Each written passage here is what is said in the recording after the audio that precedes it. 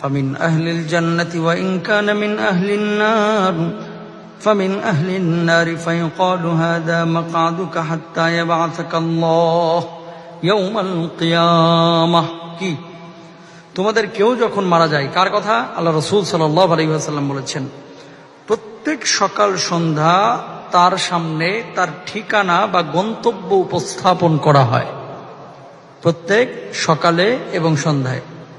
এখন আপনি যদি কবরে ১৫০০ বছর শুয়ে থাকেন, আপনি যদি কবরে ১.৫ কোটি বছর শুয়ে থাকেন, মানে কিয়ামত হতে এখনো ১.৫ কোটি বছর বাকি, এরকম যদি হয়ে থাকে, তাহলে আপনাকে ওই কবরের মধ্যে এই প্রতিদিন সকালে এবং সন্ধ্যায়, এটা কিন্তু সহিহ হাদিস, বুখারী মুসলিমের হাদিস, আপনাকে আপনার গন্তব্যটা উপস্থাপন করা হবে।